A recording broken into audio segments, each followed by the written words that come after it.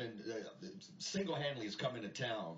You know, he got rid of the guys. He got rid of the guys around him, right? He got rid of Vinny, and before it was Zorn. He got rid of. Well, he got rid of Vinny. Basically, he was his close personal confidant. He was the whipping boy. He was the beard, whatever you want to call it, for all the decisions that were made. It was always Vinny, bad Vinny, and of course, then you had the other henchman was Carl Swanson, and then he got Zach Balno, who was a good guy, who he got rid of, and when Tony came in. So all Tony's done is try to rehab and tell us we're all crazy and that he's not a bad guy and he's wonderful. And they did the puff pieces and they did start trotting out Tanya and all these new campaigns. And so Snyder today, he actually says, quote, Tony Wiley is saying this is wrong. You should sue. And I think he's right. All I did was support Tony Wiley. He wanted to do it. What kind of man, what kind of clown won't even own up to his own lawsuit? Well, that's the whole point. We talk about leadership. Is that leadership? And that's the whole point too, Todd. He comes out today, I mean, he's petrified.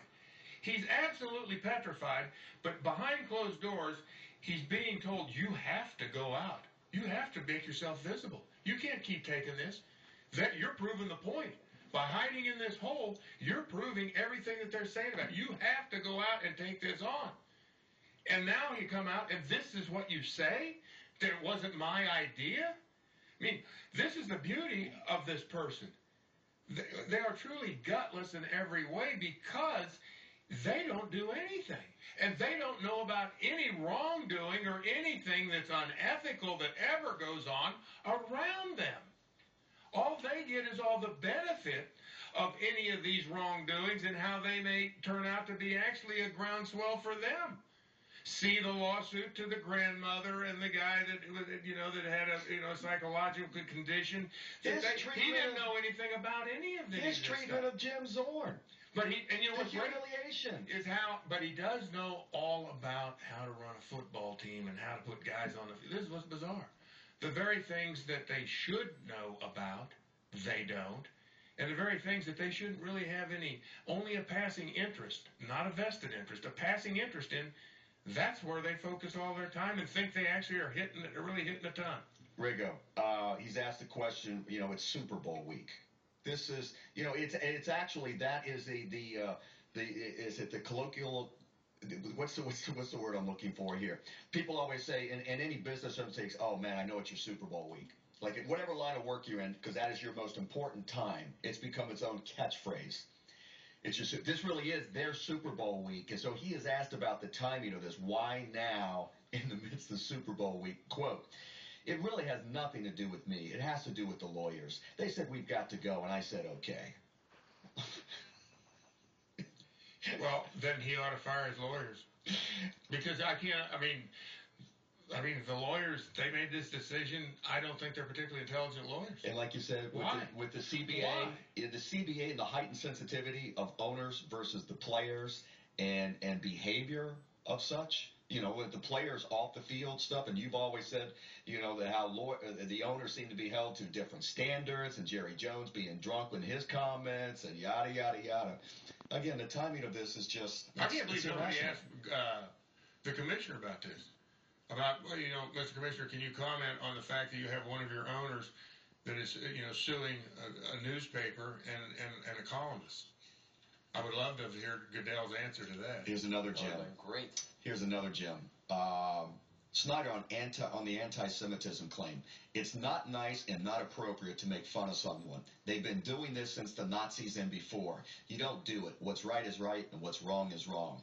Snyder, on the Redskins name being paired with anti-Semitic complaints. To compare that is silly. You're talking about two separate things. All right.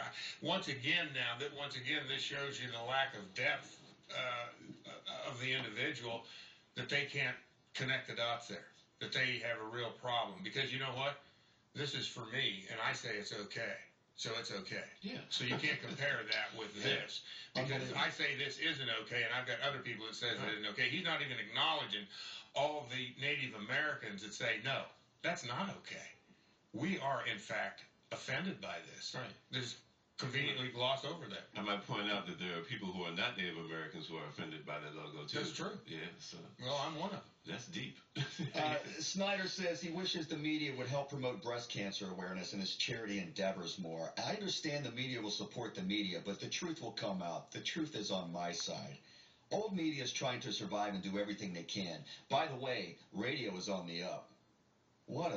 He's so damn dumb, it's shocking.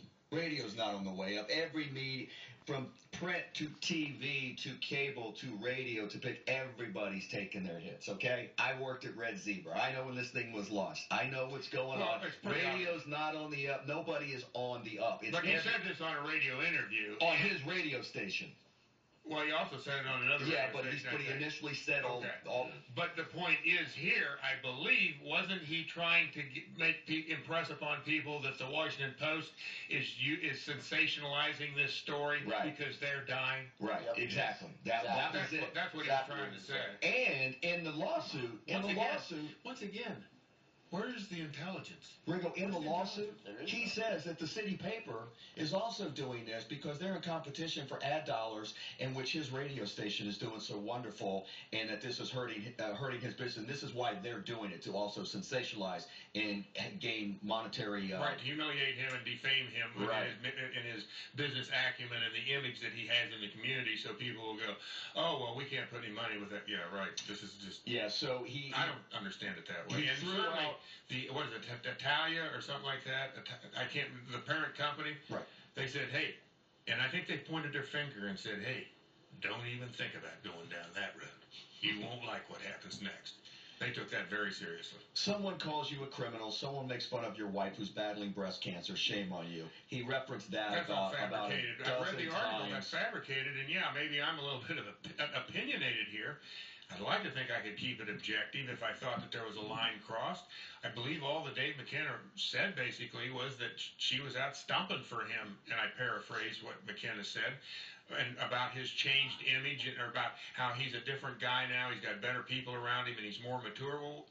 And in this article, the one that they said that she only mentioned her husband one time, referenced him one time, one sentence.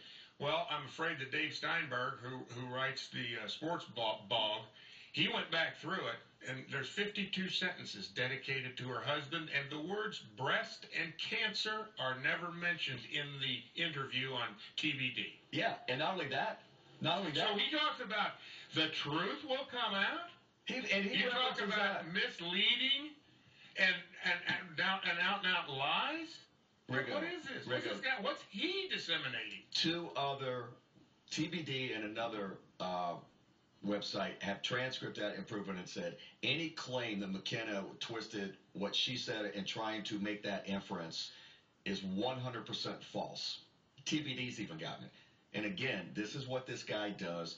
He's the classic bully. When he doesn't get his way, he will try to do harm to you. We've seen it time and time again. He's not going to. Yeah, I think so, and I think this is what makes it worse. Is because now to cover his tracks and to try to make it look like he actually was harmed and he had justification for doing this, and he can't even say that. He's got to say Tony Wiley told him to do it. Like Tony Wiley's running is he running the outfit now? I mean, once again, if you really examine everything that he just said this afternoon, this has to even after you knew what you knew in the last 48 hours. This has got to make you suicidal if you're really a big fan. And to think that this knucklehead is actually taking your money that you spend on that franchise, and he's going to use it to go after this based on what you heard. You have to go, I'm investing. This is the biggest boondoggle there ever was. Yeah, and this is the only thing that's keeping him afloat right now. All of his other industries, they're all in the toilet. He's got nothing going on. He's hanging on to this. You Google his name, you do any type of search, and it is literally 100% negative headlines about him in this latest offering. And this is just more of the same. That's the sad, disappointing truth. This is just more of the same, people. Do you think the interviews would have been a little bit different if it was obvious that the people asking the questions had taken the time to read the article? Because it was evident to me that they didn't know anything about what was going on. Only the reports they read. It seems And like that's just it, Kev. You're right. They were puff pieces, only with friendlies, and he knew it wasn't going to be. And he's got 3 or 4 talking points that he glams onto. He said breast cancer, his wife a number of times, and here's the one that we all just want to stick, and anti-Semitism, and this is serious. He goes back to the Nazis, and this is one we all just want to, put toothpicks in our eyes because I want to. We want to win. I just want to win. I'll do anything because I want to win. That is so hackneyed and such a crock. Everybody, all of us want to win in life. We want to win in life in any endeavor that we have or whatever else. You're right. It's almost like a panacea. He says if he says it over and over again, that everybody's going to go, oh yeah, we get it. You want to win, and you're a good guy, and we're all going to go along. You really are. Because we want to win with you. Come on, just keep it going. Thank gosh we live in a town. Thank God we have you as our leader here of the Burgundy and Gold. Yeah, that's exactly where it's coming from. Sad. Come on, pick it up. Sad.